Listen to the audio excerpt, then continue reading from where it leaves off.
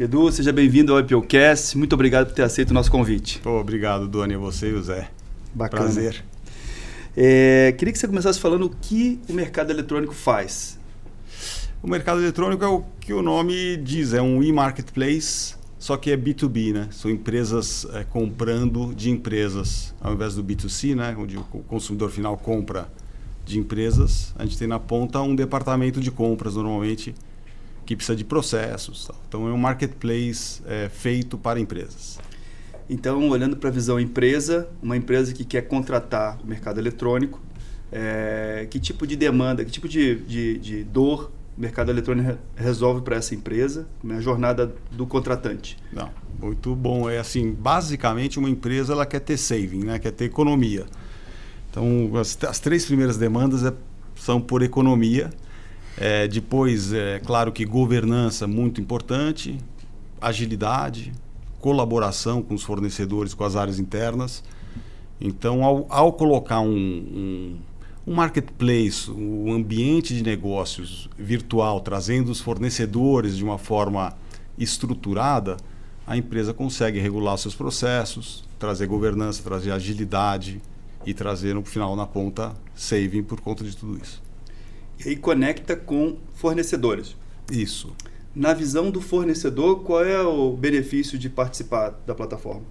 O fornecedor ele tem alguns benefícios. Ele, por exemplo, ele participa de um jeito equilibrado, vamos chamar assim, ético das transações, porque ele participa junto com fornecedores que são homologados. O grau de concorrência ele é nivelado, vamos dizer, não só na homologação desses fornecedores, na gestão do risco dos concorrentes que competem com ele, por exemplo, naquele marketplace, mas ele também tem facilidades operacionais, né? Ele escreve dentro do RP do cliente, sem ter que ter feito nenhuma integração com o RP do cliente. Ele consegue receber as transações de forma estruturada e responder de forma estruturada, não em formatos diferentes, que são automaticamente montados em mapas comparativos, né? Então, a agilidade toda do processo e a governança do processo serve para o fornecedor. Mas, como o comprador sempre busca saving, o fornecedor sempre busca oportunidade de negócio. Então, ao entrar ali, ele está participando de mais oportunidades de negócio, basicamente. Uma empresa que foi criada em 1994, né? Uma empresa de tecnologia que estava tentando resolver uma dor de mercado, né? Uma descrição de uma startup. Conta um pouco como é que foi essa jornada de ter percebido isso, você como empreendedor e criador do negócio, de lá para cá, de onde surgiu a ideia e como é que você foi evoluindo até chegar aqui? Puxa, tenho 5 irmãos, né? Sou família de 6 irmãos, indústria têxtil da família já secular, né? 100 anos de indústria têxtil. Eu comecei a fazer engenharia de produção, fui trabalhar na indústria. E eu acho que muito mais por confiança do que por competência, meu pai me colocou na posição de compras da empresa. E aí eu senti as dores de compras. Eu vi que era uma fronteira perdida dentro das empresas, o recurso que ia para o comercial, para vendas normalmente. Lá em compras é onde chegava por último, né? A tecnologia, os recursos, os melhores recursos, ou as melhores pessoas da empresa. Então, eu tive muita atuação em compras, mas eu acho que com a veia sempre de querer fazer algum negócio. Não precisaria ser este. Era uma coisa, acho que natural da família. Eu nunca me imaginei sendo executivo, porque não tinha executivos referência na família. E aí um dia eu vi essa dor e falei, puxa, vou fazer algum ambiente de compras, né? Mas o que é isso? É um sistema para uma empresa só? Não pode ser um sistema, porque eu quero preços, eu quero ter concorrência lá dentro, eu não vou conseguir sozinho, como uma empresa só, segurar todos os fornecedores, me dando apenas para uma empresa. Então eu preciso fazer uma comunidade de empresas compradoras para atrair uma comunidade de empresas fornecedoras. Foi mais ou menos assim, né? Quando você tem 20 e poucos anos, você acha que é tudo muito simples, né? Fique bom, porque senão, né? Não bom teria... que você acha. Que você acha. E aí meu irmão mais velho me mostrou a internet, tinham 400 pessoas do Brasil que usavam a internet. Nossa. Era lá num link aqui da USP. E aí você vai ligando os pontos, você fala, puxa, vai ter essa comunicação, tem as BBS, né, que tinham surgido na época também. E falava, vamos fazer um ambiente de negócios, vamos lá, vamos fazer. Como é que vai chamar isso? Né? Meu irmão, poxa, não é um mercado no meio eletrônico? Então é mercado eletrônico. Pronto. Aí nasceu a ideia. E é um nome que remete a uma forma de fazer negócio, né? É um nome que foi criado quando o mercado eletrônico não existia. E agora, quando alguém fala mercado eletrônico, você, mas é uma empresa ou é um meio de fazer as coisas? De tanto que isso ganhou espaço. O nome hoje é bacana, né? Mas no começo era muito complicado. Mercado o quê? Eletrônico, que você vende? Placa de computador? Você vende alguma coisa? Não, meu negócio é um serviço de software. Porque desde o primeiro dia a gente não colocou software na caixa também. Falou assim, é muito complicado esse negócio de fazer versão de software, parar, testar, fazer todo o marketing dela, colocar numa caixa tem que estar tudo funcionando, né, para ir para a prateleira. Então vamos fazer o seguinte, vamos alugar. E aí a gente vai ter que ser bom, porque se o cliente decidir sair, ele vai embora mesmo, na hora que ele quiser, ele para de pagar na hora. Não é porque eu vendi que ele vai durar 1 ano, 2 ali, usando aquilo que ele comprou. Então teve muitas coisas assim da vontade mesmo de fazer um negócio, de ser bom no negócio. Mesmo a empresa da família nunca usou o serviço, porque a gente não queria misturar as coisas, tinha que ser bom, né? Tinha que validar através de terceiros, né? Edu, fala um pouquinho para nós qual que é o perfil hoje dos usuários do mercado eletrônico, tanto dos compradores quanto dos fornecedores. Você tem um perfil de tamanho, um perfil de nicho, de setor e tal? Então, o dos compradores, perfil dos compradores, é a média grande empresa, a empresa que tem processos mais estruturados, tem uma complexidade maior na organização de compras, que é onde a gente gera mais valor. E do lado dos fornecedores, são todos os fornecedores. A gente tem profissional liberal, tem MEI, você pode imaginar, de porte de empresa, porque as empresas compradoras, médias, grandes, compram de tudo, de todo o mercado. Então, e a gente vem, como talvez o caminho da indústria de ERP, né? Que primeiro foi para as grandes empresas e veio descendo no porte e tal, a gente também está descendo cada vez mais, hoje a gente tem médias até pequenas usando o nosso produto.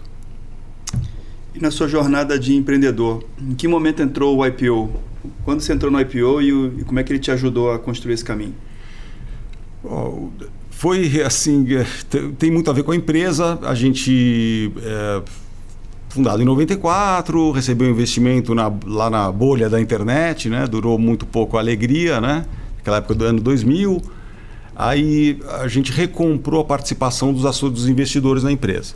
Então, a gente estava sozinho, traz os investidores, recompramos, ficamos sozinhos de novo. Nessa hora eu virei para o mesmo irmão que mostrou a internet e falei, bom, e agora o que eu faço, né?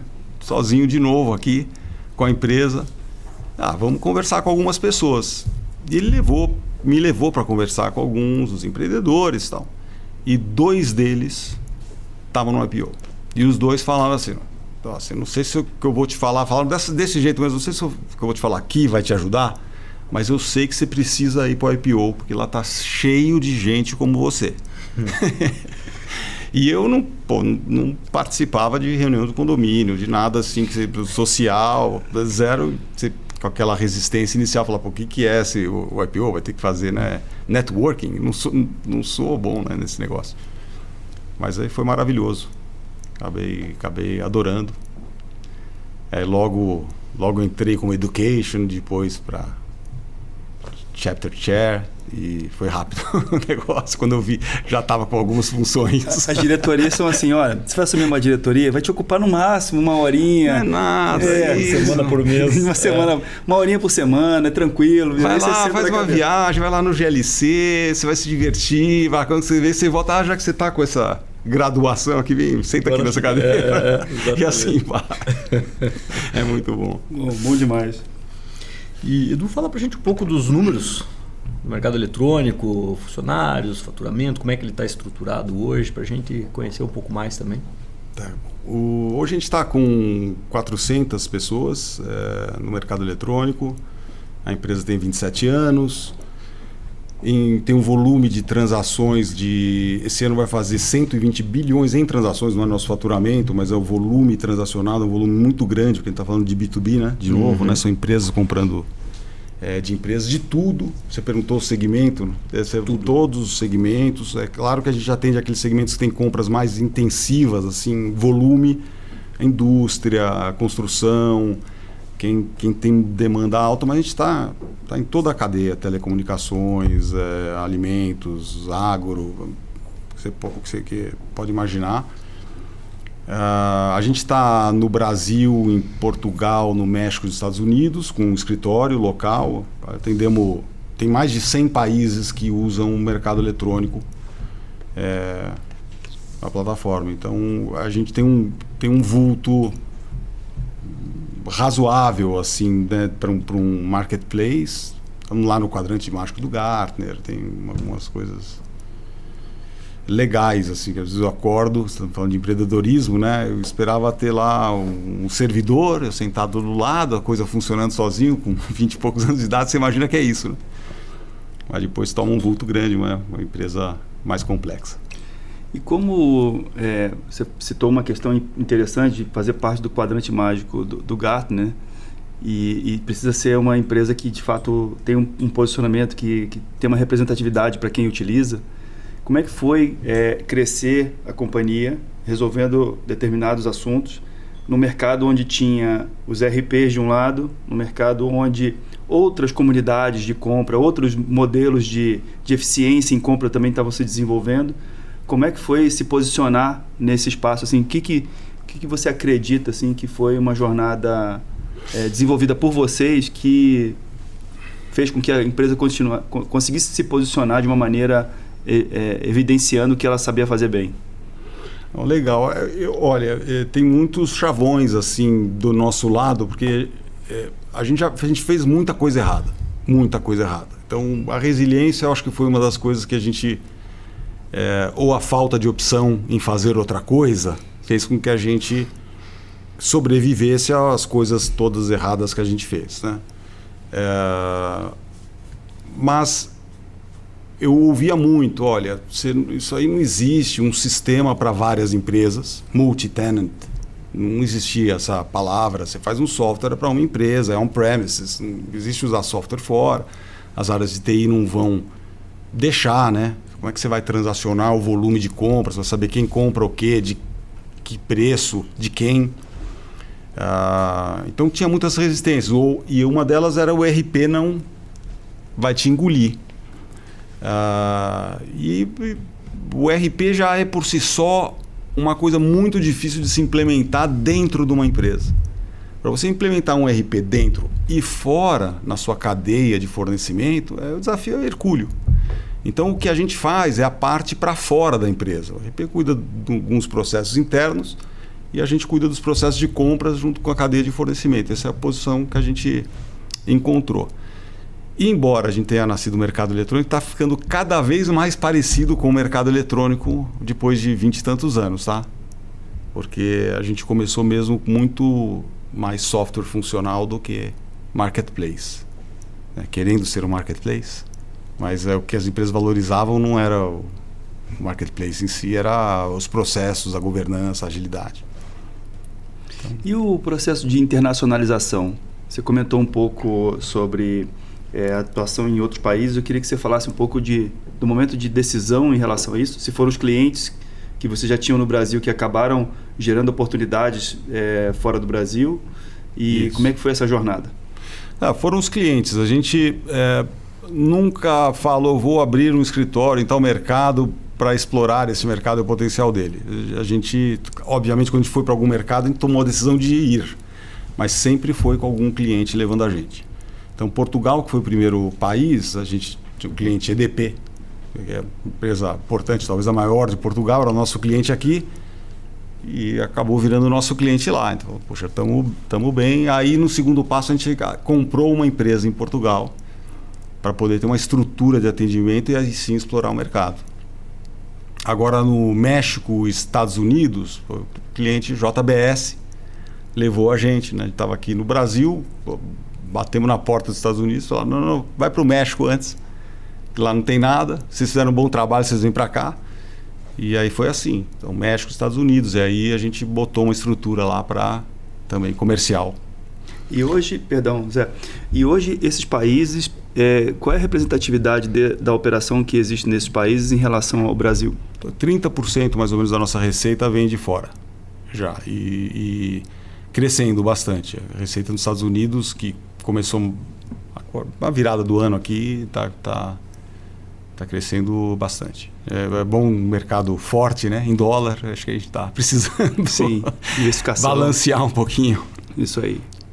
Edu, parte boa, né? Essa que você comentou, surgiu a demanda primeiro e depois vocês foram buscar a parte internacional com os clientes já definidos. Mas quais foram os desafios disso, principalmente no quesito cultura? Como é que você conseguiu levar a cultura, manter a cultura da empresa que estava forte aqui para esses lugares?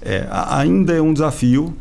É interessante você falar isso, porque a gente, quando foi para Portugal, falou, pô, melhor país impossível, língua portuguesa, pátria aqui, irmã, mãe, pai, enfim, a gente tem um parentesco muito forte, uma ligação muito forte. Né? E a cultura é muito diferente.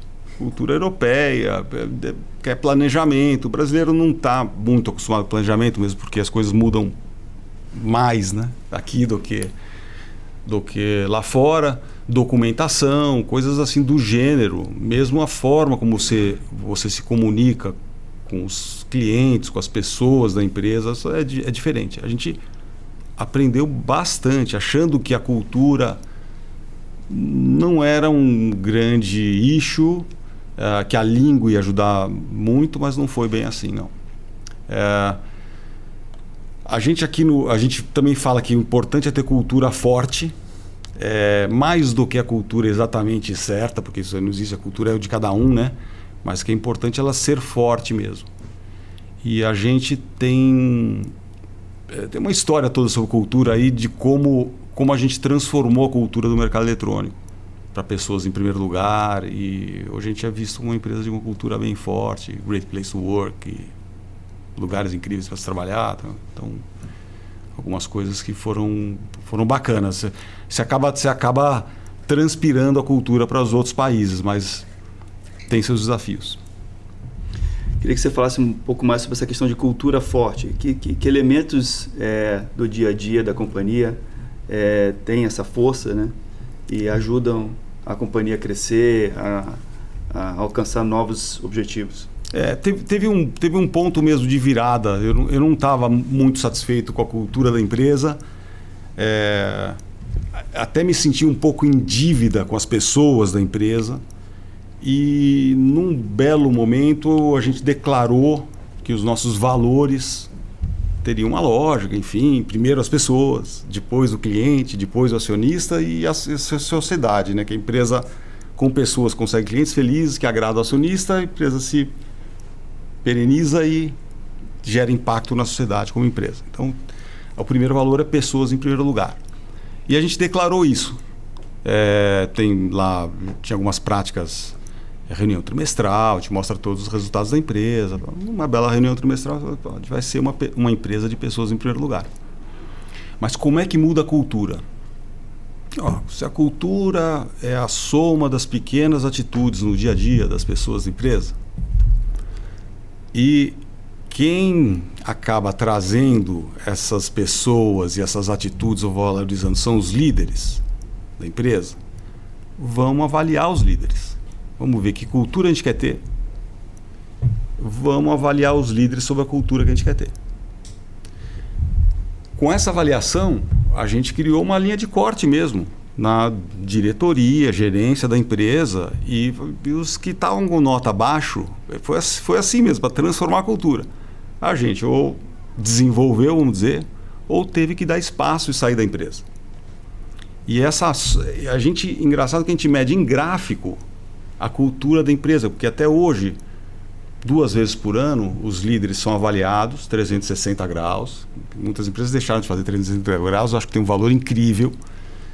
E sai uma nota que pontua cada um dos líderes e sai a nota média da liderança da empresa, que vem crescendo. Então aí a gente vê a coincidência, né? Os resultados da empresa andaram junto com o crescimento da cultura da liderança. A nossa pesquisa de clima, obviamente, interna, que a gente faz a cada 3 meses, as pesquisas que são feitas de clima externas com esses institutos também melhoraram.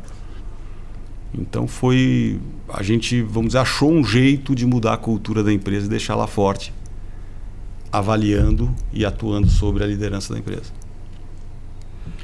E olhando então para essa jornada de mudança cultural, o mundo de, vamos dizer, 10 anos para cá, é um mundo que deu muito espaço para novas empresas de tecnologia e naturalmente, as pessoas de tecnologia são recursos escassos, dado o volume de novos negócios que surgiram, disponibilidade de capital investindo também nessas iniciativas. Sim. Como foi permanecer competitivo nessa jornada, disputando com novos ambientes, novos modelos de negócio? Conta um pouco para a gente. A gente não sabe se tudo que a gente faz é certo. Aliás, nem tudo que a gente faz é certo, né? O momento agora, eu quero dizer com isso o seguinte, é uma jornada mesmo, desde o início da empresa, uma cultura que eu já via, por exemplo, em casa, uma educação mesmo em relação ao caixa da empresa. Você falou de funding, né? Tem muito dinheiro aí.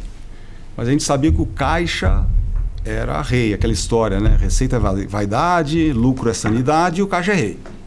Então, primeira caixa da nossa estratégia, e não parece estratégia, é crescimento com rentabilidade. Porque ela dá mesmo a sanidade das tuas decisões. Você tem muitos caminhos para adotar em tecnologia e se você tiver bolsos fundos aqui, você pode errar mesmo a ponto de quebrar a empresa. Então, até hoje a gente tem uma cultura de respeitar o caixa da empresa, porque a gente sabe que as nossas decisões vão ser melhores assim. A gente vai até o limite dele. Às vezes passa um pouquinho e fala, opa, hora de voltar para trás. E eu acho que isso tem feito a empresa de 27 anos em tecnologia, sem grandes investimentos, continuar crescendo do jeito que está. E Edu, chegando então agora, no momento de hoje, qual é o momento hoje no mercado eletrônico? O que vocês estão... Vocês estão já num processo de crescimento, internacionalização e tudo, mas quais são os novos desafios que têm movido vocês? Se você puder falar um pouco para nós, o que está na agenda? Bom, óbvio, sempre tem uma agenda de tecnologia muito forte. Toda a parte, vamos dizer, nova de inteligência artificial, machine learning. A gente atua muito nos processos corporativos, uma área que a compra, assim, R$1 de saving é R$1 no lucro da empresa. Então, não é assim em vendas, né? Você pode vender R$1 e perder 2. Cada real que você vende, mas R$1 em saving é R$1 que vai para o resultado final. E aí a gente também tem muita demanda, atuando com grandes empresas, muita demanda por inteligência. Não só automação para tirar trabalho operacional para a área de compra se focar no estratégico, na negociação, na busca de novas fontes de fornecimento, mas trazer alguma inteligência através da comunidade desses 120 bilhões de transações que podem ser compartilhados de alguma forma. Então a gente está olhando muito isso, a gente está olhando muito conteúdo, dados e inteligência artificial, falando de tecnologia. Mas como empresa, a gente quer ser uma empresa legal para se trabalhar, sinceramente. Fala assim, o que a gente vai fazer? Vai fazer uma empresa a qualquer custo para ganhar o jogo?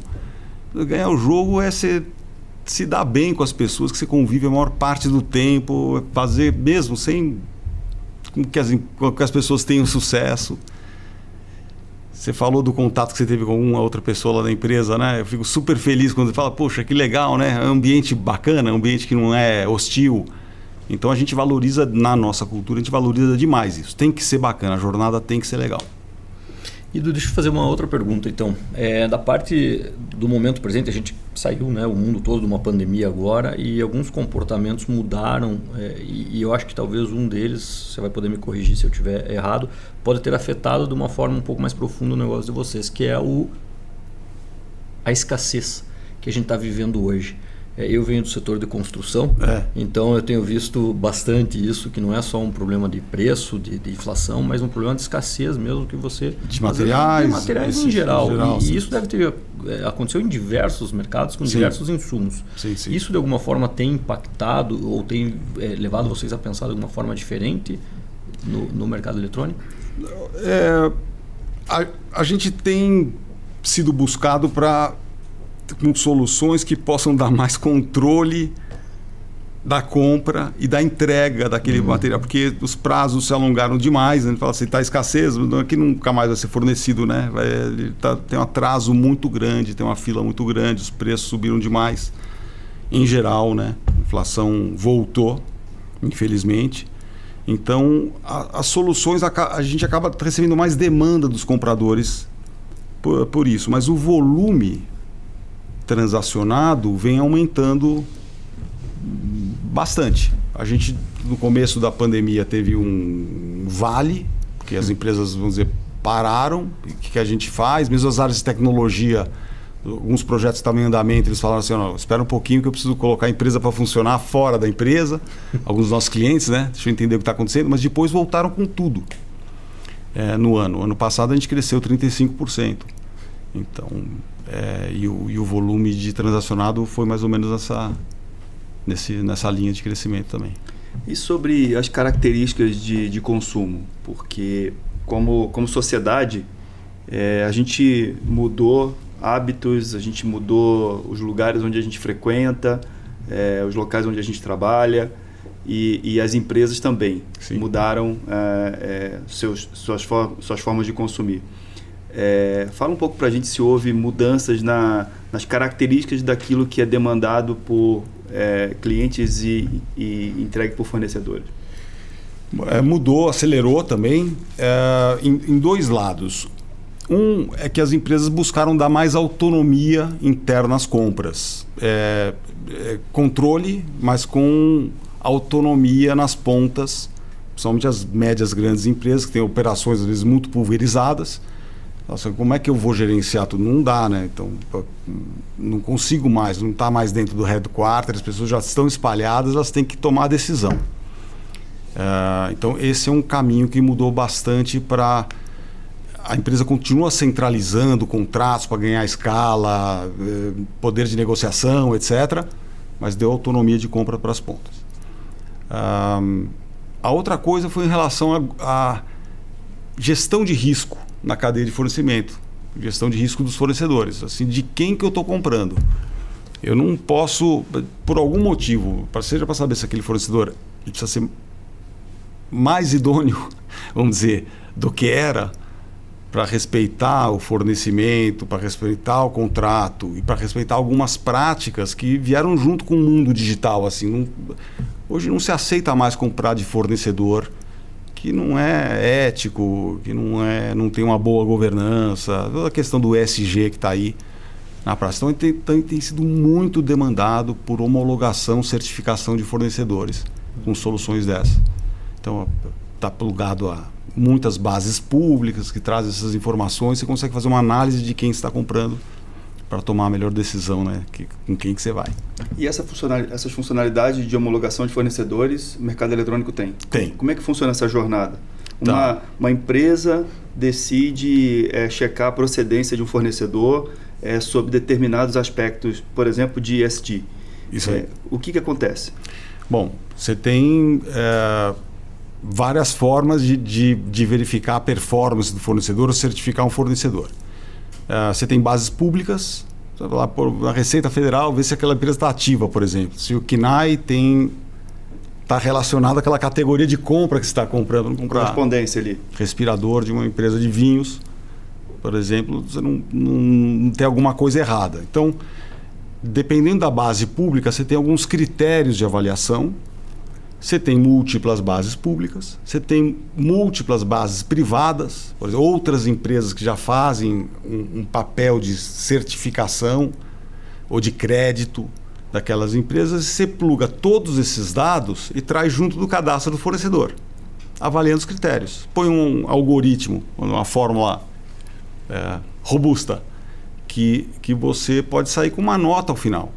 dependendo da categoria de compra, se aquele fornecedor atingiu aquela nota conforme aqueles critérios das bases que você consultou, e aí ele está apto a participar da concorrência, ou depende do estágio, né? Se coloca antes de ele participar ou depois na hora de executar a compra mesmo. Então, na gestão de fornecedores, que tem uma abrangência maior, a gente tem cadastro do fornecedor, homologação, avaliação, inspeção e gestão de terceiros. São 5 práticas aqui embaixo, só desse, vamos dizer, módulo de gestão de fornecedores que a gente tem. E nessa parte de gestão de fornecedores existe provavelmente uma etapa também de avaliar se ele cumpre com os prazos de entrega. Sim. E isso também compõe ali vamos chamar o sistema de notas dele no fim do dia. Isso mesmo, que é o OTIF, né? On Time in Full. Se ele entrega a mercadoria, você tem a avaliação de quem recebe aquela mercadoria, aquele serviço dentro da empresa. Então, dá para você fechar pelo lado de fora e pelo lado de dentro.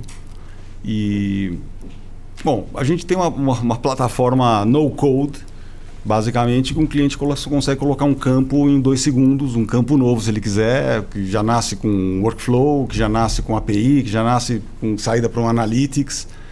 Essa agilidade, porque cada empresa, principalmente a média grande, tem seus processos, né, super específicos. Na parte de gestão de fornecedores é onde a gente usa muito essa plataforma no-code para adequar a solução ao que o comprador quer, né, que a empresa compradora quer. Governança é um aspecto relevante. Para a empresa que contrata o mercado eletrônico e quer ter na alta liderança no fim do dia a certeza de que ela está fazendo compras com fornecedores corretos. Isso. E pagando o melhor preço pelos itens que está comprando. Como é que o mercado eletrônico trabalha essa questão de fazer com que o preço que está sendo pago por um item é um preço correto? Porque dando um exemplo desse momento, que é um momento volátil, isso, né? Mesmo. Onde a escassez cria aumento de preço e o que você pagou por um item no último mês não é o que você vai pagar hoje, não é por o que exemplo. Você vai pagar hoje. Bom, tem um ciclo todo de sourcing, né? A gente fala assim, tem o procurement, que é requisição. Se você já está pronto para comprar aquilo, tem um contrato na tua empresa, vira pedido de compra. É quase como o B2C. Tem um workflow, mas vira carrinho de compra, você compra pedido, invoice, pagamento. Mas tem o processo de sourcing, que você faz o planejamento da compra, você padroniza o material ou serviço. Porque você não pode comprar, falar, eu quero comprar copo. Legal, é preço só, vai vir um copo muito diferente desse aqui. E fala, não é isso que eu queria. E quando vai peça para máquina ou vai matéria-prima, aí você destrói, né, a sua empresa. Então você padroniza o material e serviço, você homologa os fornecedores, faz RFI, RFP, RFQ. Se você quiser, você faz um leilão reverso e depois você transforma num contrato. Aí sim está pronto para comprar. Então tem um ciclo de sourcing que ele é respeitado e a gente fala assim, olha, o preço é uma componente, mas tem o preço, o custo total daquele produto ou serviço que você está comprando, você tem que levar em conta. O fornecedor é homologado, a qualidade é um contrato de quanto tempo? Você vai comprar para 1 semana ou vai comprar para 3 anos? Então tem muitas variáveis que o sistema todo leva em conta, mas a decisão final é do comprador.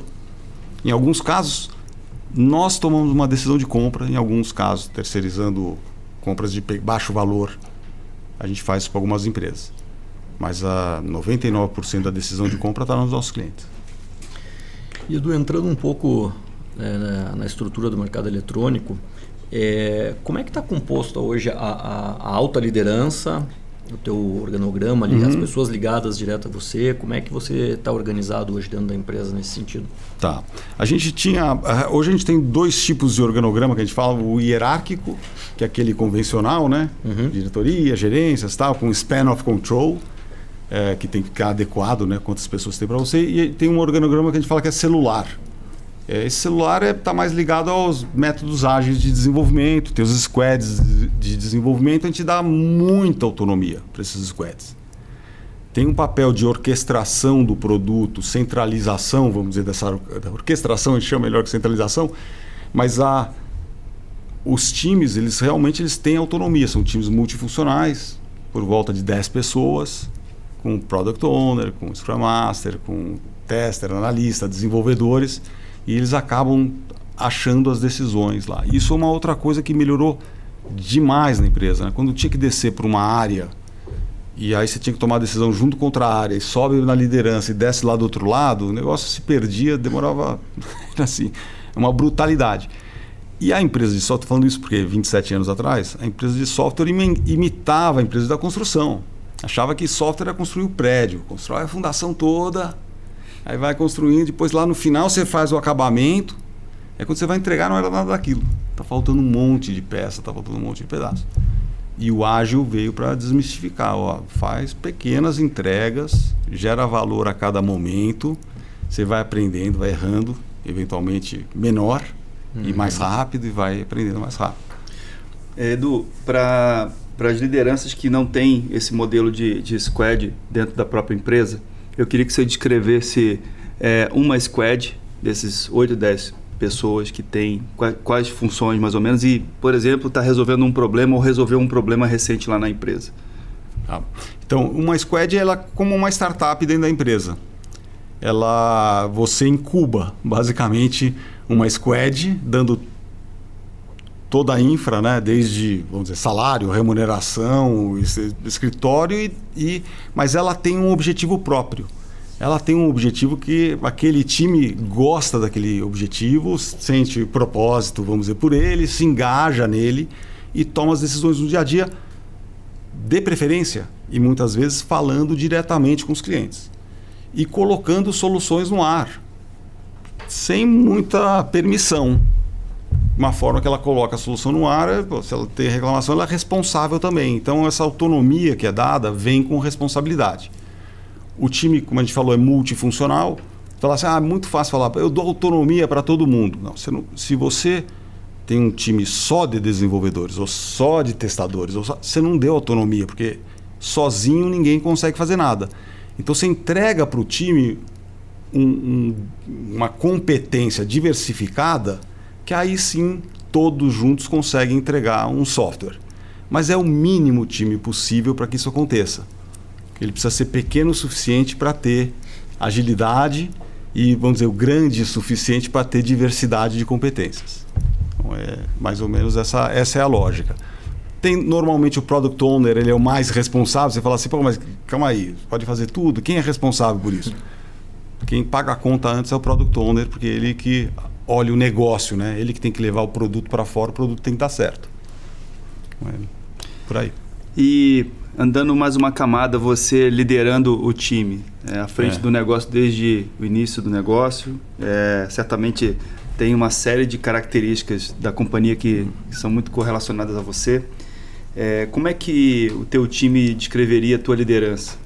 Já que você tem 360 graus, provavelmente já escreveram para você sobre isso. Não, tenho, já escrevem muito.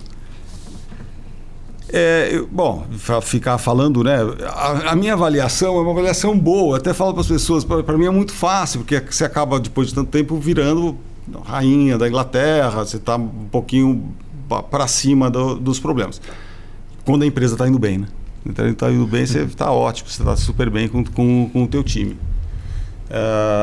Mas eu diria assim, que a empresa é uma empresa humana, muito humana, a gente se preocupa mesmo com as pessoas.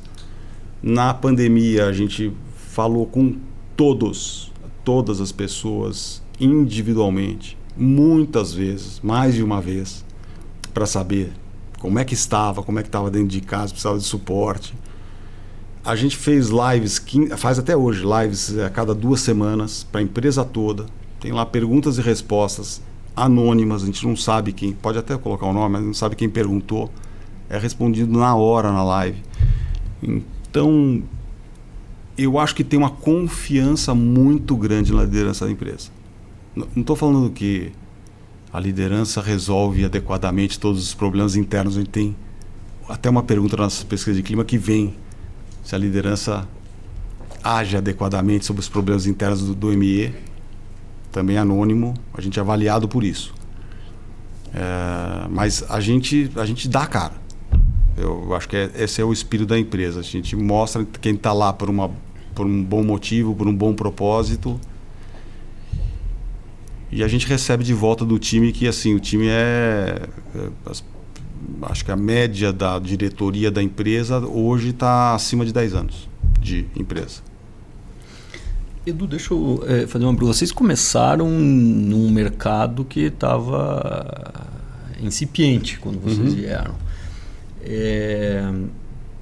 Nesse momento, você muito provavelmente também tinha algumas inspirações externas, talvez exemplo familiar, como você comentou, que já vinha de empreendedores, mas se puder falar um pouco para nós de onde vieram os seus exemplos de liderança, de inspiração, acho que é sempre legal conhecer um pouco disso. Super legal falar que o meu principal exemplo é meu pai. Eu trabalhei junto com ele. Ele sempre foi muito correto, sempre. Eu nunca vi ele fazendo nenhum tipo de besteira. Ele sempre deu um norte muito forte em relação a você ser autônomo, a você não se endividar de forma alguma. Porque aquilo, assim, a última coisa que você quer é perder o sono porque você deve para alguém. Então ele falava assim: se você quer pegar dinheiro emprestado, pega de você mesmo. Essa frase é boa. E é isso, ele fazia a gente se virar. Quando eu fui estudar música nos Estados Unidos, eu cheguei para ele, fiz lá o concurso na faculdade e fiquei emocionadíssimo quando chegou a resposta. Mandava fita, lá, áudio, voltou aos Estados Unidos. Falei: pai, entrei na escola, chorando, né? Eu vou estudar. Eu estava fazendo faculdade de engenharia. Eu vou estudar lá fora. Pô, que bacana. Ele falou: que bacana. Não falou mais nada. Eu falei: mas pai, então, agora eu preciso ver o próximo passo, você me ajuda? Ele falou: mas como assim? Você entrou na faculdade? Eu achei que estava tudo resolvido. E saiu andando. Eu comecei a pensar: é mesmo, né? Eu entrei na faculdade achando que tudo bem, que era entrar e ir morar fora. Então ele sempre entregou muita responsabilidade. Ele é meu maior exemplo de liderança mesmo. Eu estudei muito, li muitos livros, né? Muitos livros. E por conta do IPO, comecei a fazer alguns cursos internacionais, a London Business, a Stanford, Singularity, e também o OPM, que foi um IPO que falou: pô, vamos lá fazer o OPM. Então, aí o estudo acabou me ajudando bastante, né? E é mesmo por conta do IPO que isso veio para mim. Essa frase, então: receita é vaidade, lucro é sanidade e o caixa é rei, veio do seu pai? Não, essa não veio dele, mas eu acho que eu ouvi com muita atenção. Por causa dele, talvez. Por causa dele, né? Porque ele sempre foi muito incisivo na questão de você ter a sua liberdade em relação à dívida, em relação às decisões. Assim, a empresa não teria sobrevivido ou não seria mais minha, bem claramente, se eu tivesse uma outra cultura de caixa mais apertada. Porque teve muito momento difícil. Quando você está bem, você acha que você está bem para sempre. E aí quando vem muito rápido, né, o revés, né? E se você não tem um bufferzinho de caixa, acabou, você tem que entregar para alguém. Acabou, game over. Já teve época na empresa que eu fiquei, sei lá, 1 ano e meio sem receber nada, 0. E fui a 0 a menos, talvez. Menos o 0 ali, numa condição, mas acabou. Se tem que fechar a empresa, vamos começar a fechar já. Vamos fechando aos poucos, porque também é um jeito dela sobreviver, dela bater no fundo do poço e voltar. Isso eu fiz várias vezes. Pô, será que a empresa está perdendo dinheiro? Pô, vai fechando. Como assim vai fechando? Não, é uma cultura nossa, né? Vai tirando até a hora de parar, não importa. Tem que parar equilibrado a empresa. E aí ela acha o caminho certo e volta a crescer. Edu, quais são os gadgets do seu dia a dia? O que você usa de software, de hardware na vida profissional, na vida pessoal? Conta um pouco pra gente. Puxa, boa pergunta. Não sei, eu acho que todo mundo, né, mais dentro da linha dos executivos aqui, o iPhone, o MacBook Pro, uso pouco o iPad, tenho tentado, porque tem algumas facilidades tal, de transporte, mas assim, são muito básicas. Mesmo assim, tem um negócio com a comunicação. hoje, falando de gadgets, né? A gente liga esses gadgets a talvez a comunicação, a forma de trabalho. Aumentou brutalmente, né? A quantidade de canais que você tem, né? Só no celular você pega uma dúzia de lugares que você recebe mensagem, e mensagens que mistura trabalho com pessoal já, trabalhando dentro de casa, né? Eu acho que essa revolução vai demorar um pouquinho para a gente digerir ela, né? Para ter maturidade, como, sei lá, pensar em Revolução Industrial 1800. Hoje a gente está tomando algum cuidado com reciclagem, com aquilo que consome. Tomara que com a informação isso aconteça antes, né? Não demore 200 anos também para a gente entender que o negócio tá fora de proporção. Então eu desligo bastante. O WhatsApp, por exemplo, às vezes eu passo o dia todo sem olhar. Mas era para ser instantâneo, sim, mas não, calma aí, como é que eu preciso conversar com as pessoas? Eu não tenho, acho que não tenho muitos gadgets. Aplicativos? Não, eu uso, olha, vou falar meu to-do, assim, papel sulfite em branco e lapiseira. Eu já tive caneta que ao escrever ela já transferia direto para o computador e já fazia uma leitura de OCR. Putz, onde é que eu vou encontrar papel sulfite? Na sala de reunião eu puxo uma folha, tiro a lapiseira do bolso e pronto, tiro uma foto daquilo, guardo no meu to-do, é uma ferramenta de to-do que eu tenho, que eu anexo aquela reunião, quando eu preciso achar com alguma palavra-chave, volto nela e abro. Que é o máximo de diferente que eu faço. Isso. Simples. E você falou sobre leitura. O que você anda lendo?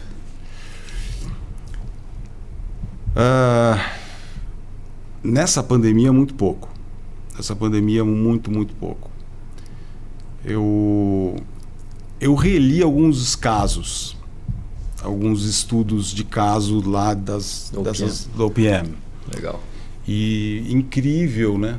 Incrível o método de estudo de caso, porque tem alguns que você lembra de coisas que aconteceram com você e fala, pô, foi isso. Agora aprendi, porque você une a prática à teoria e você entendeu o que aconteceu naquela época, se você não saiu muito bem normalmente, como é que você sairia agora. E tem coisas que você leu o caso e acontece no teu dia a dia da empresa, você lembra daquele caso depois de um tempo. Você vai olhar o caso para falar, pô, foi isso mesmo, era disso que falava, tal, nas notas. Então, eu sou fã de estudo de caso, às vezes circula um ou outro, eu pego para ler mais do que livro, hoje.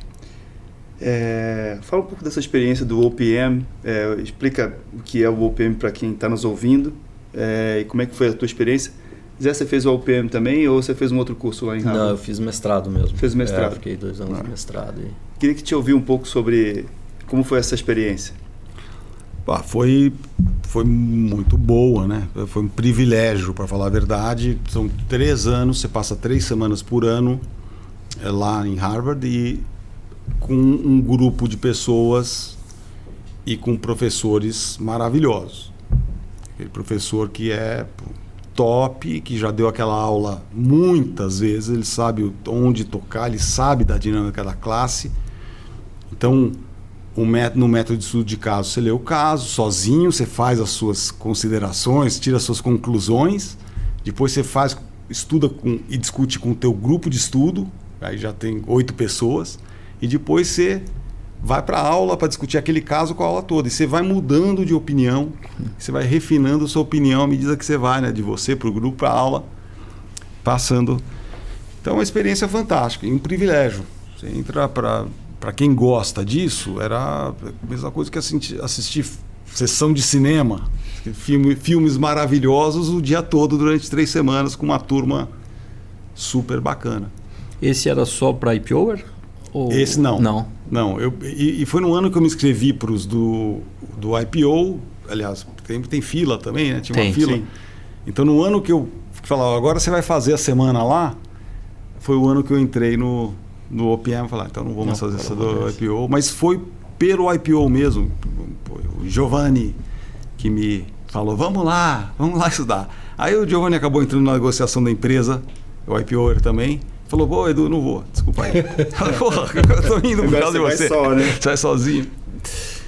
Esse ano teve um curso digital que foi eles fazem aquela parceria do INSEAD com a Harvard Business School. Foi bem legal. De 6 ou 7 encontros online. Foi bem interessante. Não tinha feito ainda esse curso. Foi um conteúdo assim de reflexão, faz referência a algumas literaturas que você, após o curso, você consegue consumir e continuar aprendendo. Não dá para consumir tudo durante o curso, né? O que você tem é bem o modelo americano, né? Toma, vai te empurrando a coisa, você vai pegando aquilo que dá. Exatamente. Muito legal. Bom, Eduardo, te agradecer por estar com a gente aqui. Foi um prazer ouvir tua história. Bom mesmo. A gente tem aqui uma lembrança. 2 IPOs escreveram esses 3 livros aqui, que é uma trilogia, que é o Florian Bartunek e o Pierre Monroe, contando a história de outros empreendedores. Um pouco da jornada que a gente vive. Esse último aqui foi recém-lançado, ele fala um pouco de empreendedores da área de tecnologia. Bacana. Um deles aqui, estou vendo aqui agora, que é o pessoal do Ebanks, a gente entrevistou numa das edições aqui do podcast, que foi o atual CEO da companhia, né? O Alfonso é um dos sócios, então a gente entrevistou o João, que é o atual CEO. Mas são experiências para a gente compartilhar e aqui dentro tem uma mensagem do Florian para você. Eu gosto muito do Florian, obrigado pelo presente, hein? Obrigado você pelo tempo aí. Poxa, ainda saí com um agrado legal. Pronto, já tenho o que ler agora. Só não compramos no mercado eletrônico, a gente foi direto na livraria. Tudo bem que é B2B mesmo, tá tudo certo. Tudo tranquilo. Edu, muito obrigado, prazer conhecer. Pô, o prazer foi meu, obrigado a vocês pelo convite, super bacana, adorei. Muito obrigado. Obrigado.